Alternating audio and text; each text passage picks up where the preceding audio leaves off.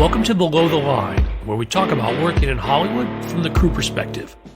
My name is Skid. I'm a former assistant director and your host. Quiet on the set. Today, we're talking about The Flash, the Warner Brothers film currently in theaters, and my guests are the supervising sound editors. First, John Marquis, welcome to Below the Line. Nice to meet you. Thanks, Skid. And in our next chair, Nancy Nugent Title. Nancy, glad you could join us. Hi, thank you. A quick warning for listeners, today's conversation may contain spoilers, but first, John and Nancy, you're both credited as supervising sound editor. John, you're also credited with sound design. Let's start with how these roles integrate into the larger post-production picture. With my particular food group, I'm charged with, providing all the sound effects, though a lot of the subjective design, things that are literal and non-literal in regards to the sound realm. I mean, with our supervising sound editor title, we're working closely with other departments too, just to sculpt the overarching soundtrack. So we're working closely with the music department as well, and visual effects, things like that, just to make sure that we're all working in concert to make the soundtrack what it is all together. All those pieces work together seamlessly. I'm primarily overseeing the production dialogue, ADR, loop group, and those editors working on those elements. And then we come together on the dub stage and, make sure all the pieces are fitting. So as supervising sound editors, you're overseeing the sound department as a whole. Yeah. So as the supervisors, John and I are the conduits between our crew and the director, in this case, Andy Muschietti, and picture editors, Paul Matchless and Jason Valentine, and their crews, and working in concert. Now, at what point do you become involved in the production? In other words, when do they start thinking about sound in a serious way? I can only speak from our perspective. I'm sure directors and producers are thinking about it well in advance before they talk to us per se. But we got the script, obviously, before they were shooting, just to kind of start chewing on it and thinking about, what aspects maybe during production we need to account for, dialogue and sound effects, production sound effects, things like that. And then also just to start, percolating on, the nature of some of these more subjective moments, or, the style, all the bits and pieces that are going to be needed before we can actually start editing, before they start turning over picture and we start working directly with those elements. They reached out to me during production because of some of the sonically tricky environments that they had to shoot in, just not being sure of the sound quality. And I listened to some dailies and it's like, yeah, this is going to be tricky. It's going to be problematic. But VFX and everything necessitated working in some unfriendly environments sound-wise. But that was something that we knew from production we were going to have to deal with all the way through. We've alluded to the collaboration and how, in general, as listeners to this podcast know, that's a big part of filmmaking in general. Let's talk specifically about how important that was for The Flash. There's a lot of moving pieces. It's a pretty big story with a wide emotional arc and a lot of visceral realism and all that kind of stuff. So you're always kind of concerned that maybe some part of the puzzle, maybe some piece isn't on the same page. But it's pretty clear working with Andy and meeting with the editorial crew, that we're all pointing in the same direction. So yeah, one of the big challenges was just making sure that, at least from a sound design, sound effects perspective, was going to be the music, and just making sure that Ben Walfish, our composer, and our team, we were all kind of talking and making sure we're clearing for each other, working in concert, in a unified, homogenous way, that we're not fighting with each other. We had a great music editor. His music editor, Lisa Richardson, was incredible in kind of being the liaison between Ben and the picture department and us, so we could beat out a really good template between the sound effects, dialogue, and music, and a constant conversation. So we weren't surprised when we all got together and for preview mixes or studio playbacks, things like that. We were always talking. Great thing about working with Andy, this was my second film with him and John's first, and he is so open to hearing everyone's ideas. He wants you to present him with stuff. He's always like go crazy, don't hold back, whatever you want. He's very collaborative, and the best idea wins. even though he clearly is clear about his vision and what he wants to put on the screen and the emotion he wants to feel, he really wants everyone to get creative and just kind of unleash. Yeah, well, like when we'd do playbacks with him, like for a particular reel or something, and we'd play the whole reel back, and his first viewing would just be as a viewer, as an audience member. I don't even know if he'd watch it as a director necessarily, but he'd be just reacting and in the moment. And then he'd get to the end, and then he'd be like, okay, play it again. And we'd circle back, and then that would be kind of like the note pass and things like that, where he'd actually say, this is where I was missing something in the first, or I love this, let's push more of that. But it was really fun because he always seemed, he was able to be really objective, it seemed like at times. He wasn't, obviously he's very close to the movie, but he was able to kind of distance himself and enjoy and watch it like a viewer. Well, with that better understanding of the process, let's talk about some of the specific challenges that this movie entailed. There was an unusual circumstance in this movie in that Ezra Miller, the lead actor, plays 2 leading roles and then eventually a 3rd role in the film. So, yeah, and that was what I was kind of referring to early on, as shot on set was Ezra and another actor named Ed Wade. He has a huge role in The Flash, even though you don't see his face. Right? He actually has a cameo at the end of the movie. He's a reporter that asks Barry a question. And even though that's the only time you see his face, you see the rest of him all the way through the film once the second Barry shows up. So we referred to them as original Barry and young Barry. So when they shot on set, it was Ezra and Ed, and they would interchange which one was playing which was in which costume, depending on the setup of the scene. And obviously, their VFX supervisor and who could speak better to that, but as it affected the sound was that the first cut of the movie, we heard Ezra and we heard Ed. And before they showed the film to anyone, even to the studio, the decision was made that they did not want to hear Ed's voice, even though we're seeing Ed's face. They wanted to hear Ezra's voice for both parts all the way through. So very early on, we did ADR, I think it was January 22. We did 2 or 3 days of ADR with Ezra so that he could replace Ed's voice with his own voice, playing each character. So we do usually all original Barry, and then he'd kind of re-rack and get into young Barry mode and do all of young Barry. Over time, the visual effects over the next year, you would see his face, replacing Ed's face. But then that was all shot with audio. That may or may not have worked because of the situation they had to shoot those things in, which took place over months, almost a year after production. Wow. Ezra coming in to shoot his volume capture, what they call it, to replace Ed with other Ezra. Then we ended up needing to loop a little bit of that material because of the environment he was shot in not being acoustically friendly. And so it was definitely an unusual ongoing process putting him in that film twice and 3 times. There's the voice acting, as you said, he's got to be in the right headspace for the right character. But there are other technical things that you can do to help separate those voices. And things that you do on your side to the young Barry versus original Barry. I would love to say that I had a part in that. And there was an idea very early on in post that we do something to Ezra's voice, depending on which character he was playing. However, Ezra, they're just a phenomenal actor. And the performances were so different that really nothing needed to be done, technically to it. It just plays.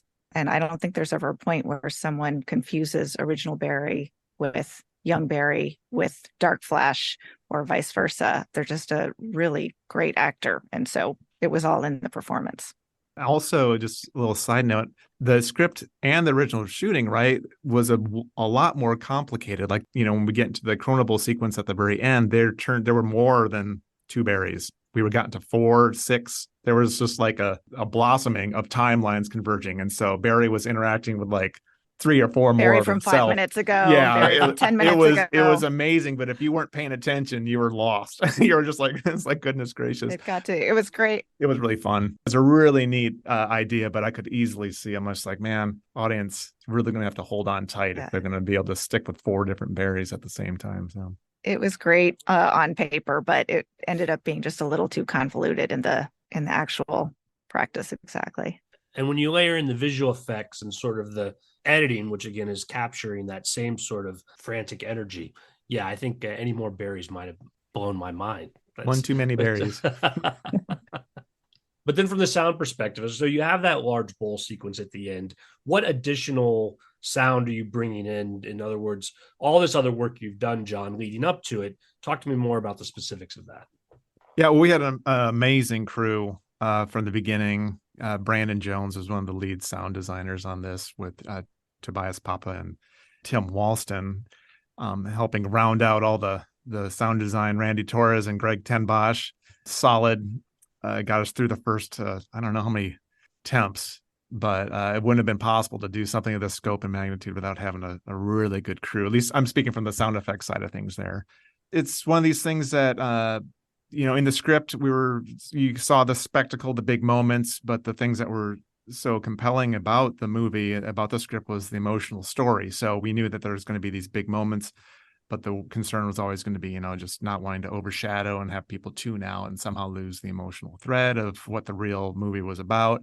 And then there's just the normal challenges of those kind of sequences of just fatigue, loud and bright and just harsh sounds that, and with this movie in particular, with all the lightning and electricity and things like that, that was just my main goal from the beginning, was just having everything round and soft and feeling like you're wrapped up in a blanket. Having a soundtrack that's inviting, that you don't mind turning up, that you have the power and energy, but you're not getting any of the stuff that hurts. And a lot of the building blocks, a lot of the editorial and design side was focused on, making these cool sounds and whatnot, but just making sure that they were good quality sounds that we were going to really want to turn up. And then with Tim LeBlanc and Michael Keller mixing it, was the final kind of like icing on the cake to keep it all contained. And there's different varying philosophies with movies like this, where you see all the little details, all the little stuff happening on the screen, so we got to hear it all too. But Andy wasn't one of those guys. He's kind of like, what's my focus? What's happening here? This is an emotional scene. We don't necessarily need to hear all the bric-a-brac, the knockabout, all the stuff happening in the background. Even though we're seeing it, it's like, why do we don't necessarily need to hear it? And so it was really kind of liberating to be able to kind of really, let's just focus on what we need to focus on. Singular sounds, clean sounds, and not get muddled down in the noise of maybe what would make it a ultra realistic scene, when we're just trying to occupy the headspace of these characters now and not really get into the weeds. One thing I can say about John that I think makes him a great collaborator is that, sometimes we tend to get a little too precious about our particular elements, our work. And, in music effects, we all have to understand that we're here to make a full movie, not to showcase our own, pets. So, like the very last scene, which still makes me cry to this day, and it made me cry in the script when I read it, is Ezra seeing his mom in the grocery store, knowing what he has to do. There's all this lightning going off, and it was cool to hear. It was very low and reverb, and it was cool. But Andy was like, you know what? I don't think we need it.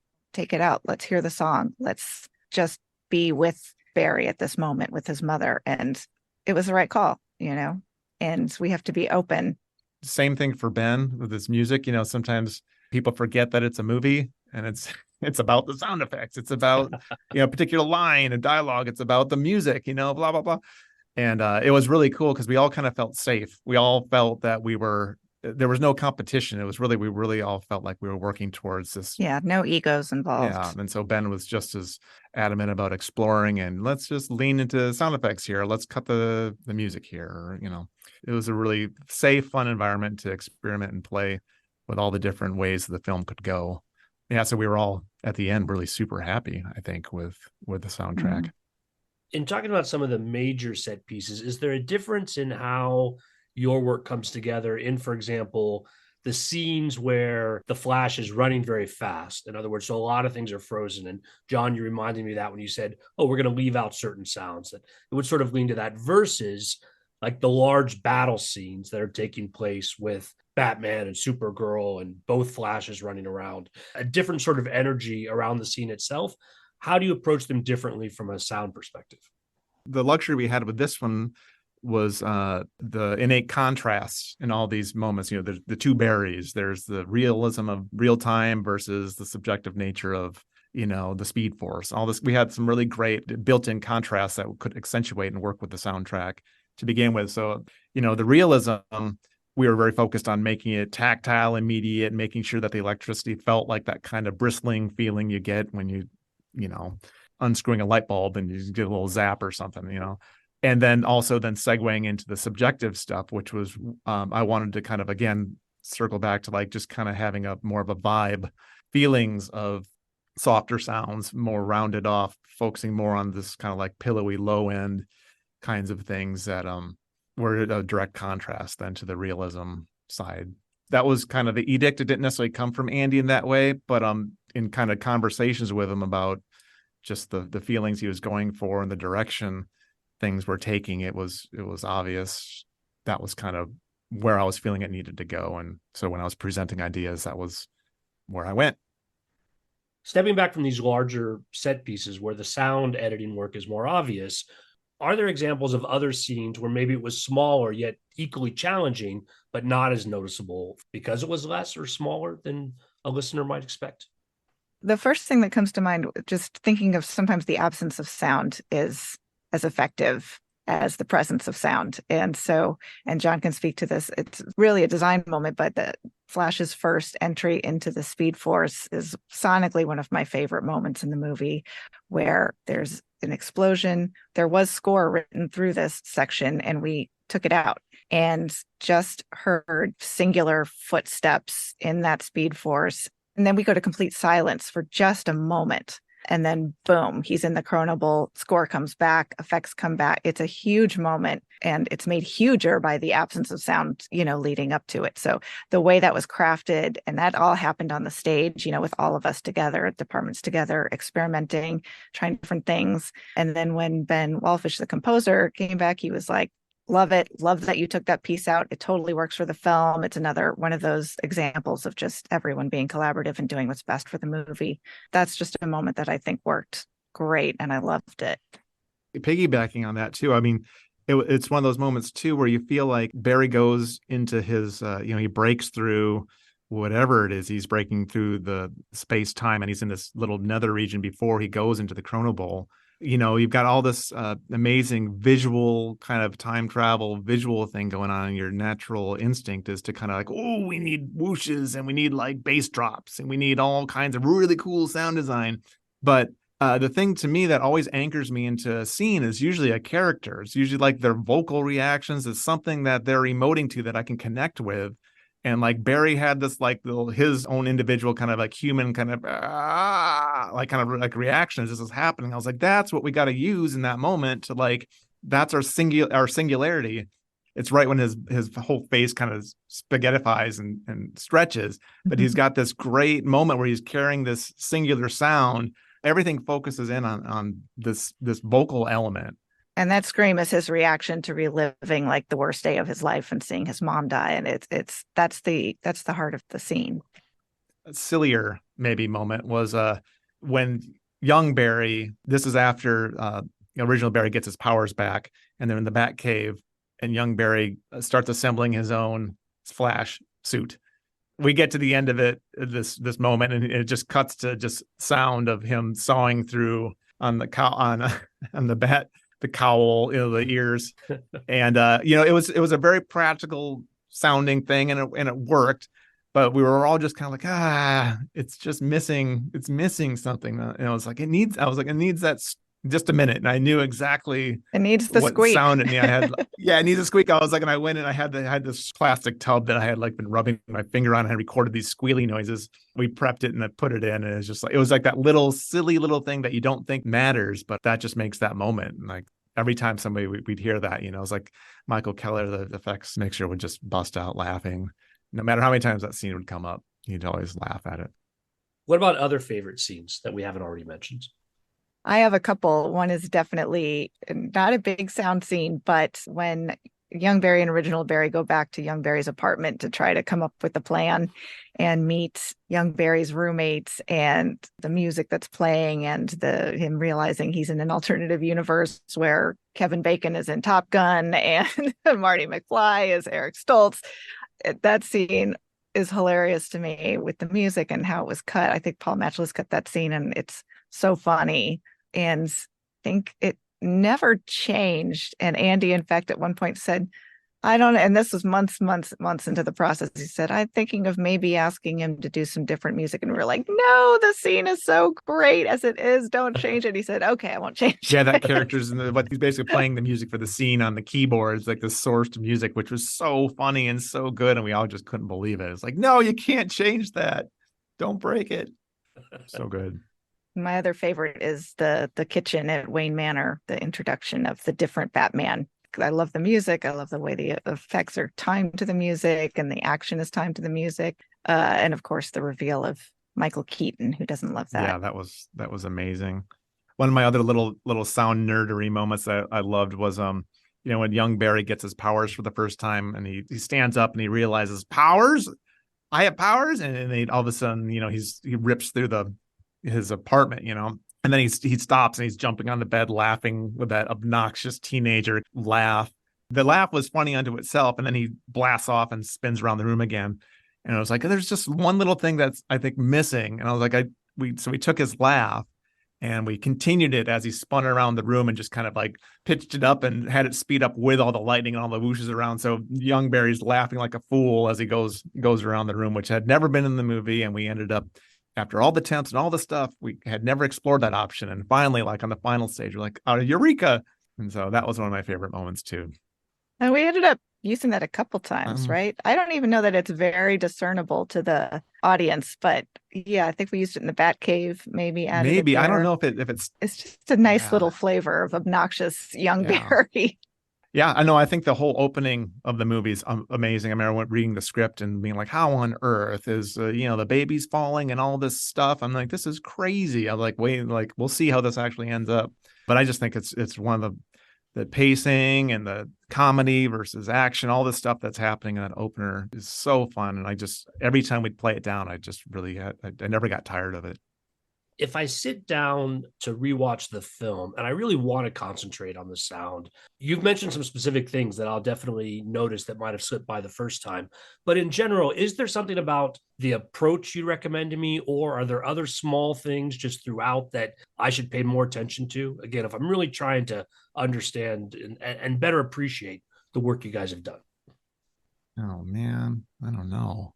Nancy? Sorry, Skid. We couldn't come up with a good one for this. Yeah, we were thinking about it. I'm like, I don't, it's not like we hit any silly Easter eggs or did anything that, people need to hunt and peck for. Yeah, sorry. I'd like to think that the electricity and things like that are a little bit different. They're different than what there's so much of it through the film that we're trying to really be intentional about how and when we hear it and the quality of it when we hear it and all that kind of stuff is hopefully something fresh. And maybe the question is flawed in the sense, do you think this is a film that you could just close your eyes and listen through?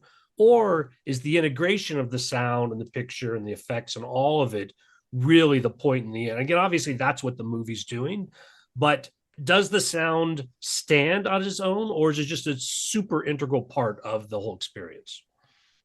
I think it stands on its own. I mean, there's clearly, obviously you can't watch it with your eyes closed. But being a sound designer and involved so intricately, it's like, you want to be able to just close your eyes and appreciate that element to any movie. I find myself like really enjoying certain things and not wanting to have the visual, pardon the sacrilege, but, like the distraction. And I just want to focus on my auditory cortex for a moment, and just enjoy the sounds. And so, I mean, that's kind of one of the things we would strive for, is just having a soundtrack like that. Yeah, if you're into that kind of thing, you want to put it on your hi-fi or you want your home theater, just listen to it as in the best environment possible. And so, yeah, we want to make a movie that, like, hopefully all those audiophiles out there that have a home Atmos, that they're going to want to put it on and say, yeah, that's a good movie. That's something that's fun to listen to, it's fun to watch, but it's also it wouldn't work visually without the sound that you're hearing. John, I can appreciate that. I'll probably give it a listen myself. And before we go, I just want to make sure that we recognize a couple key people on our crew, including Dialogue ADR editor John Stuver, who I've literally worked with since my first day in LA for almost 25 years, dating myself. And then our first assistant sound editor, Jesse Pariso, who also doubled as our Foley supervisor, who's the backbone of our entire crew. And we never want to do it without her. Yeah, if she's the glue, like, I don't know, we would be in real trouble if Jesse wasn't involved. She's amazing. Yeah, we hope to keep working with her. It's like she might skedaddle. She's so talented. There's a lot of people that would love to have her. Well, I hope you guys are able to keep the team together. Always happy to recognize everyone here. That is the spirit of Below the Line. On that note, we're going to call it a wrap. Great having you guys both. Really enjoyed this. Thank you so much. This was great. Listeners, I always appreciate your feedback. You'll find my contact info on our website, belowtheline.biz. That's B-I-Z. You'll also find past episodes and links to all of our social media, so check it out. Where are we going to catch your sounds again in the future? Yeah, we've got some super, super secret projects in the pipeline that we can't really talk about right now, but we're really excited. We are very excited about a couple movies coming up in the next couple of years. It's a little early to start dropping names, but really looking forward to it. All right. Well, I will put an alert on your IMDb pages, and when new stuff does come out, you'll be hearing from me. I hope you'll come back and talk about it. Awesome. My closing credits, thanks to Curtis Five for our music, John Wan for our logo, and to all of our listeners, I appreciate you. Please rate us wherever you get your podcasts and tell your friends. Thanks again from Below the Line. But if you wanted to say anything off of that. Oh, God, the pressure of that. I know, right? Except there's this huge safety net underneath that I'm going to fix it in post. Or you guys can fix it in post. If you guys got some free time, I'm happy to let you guys edit this one. You can layer it in however you want. If only.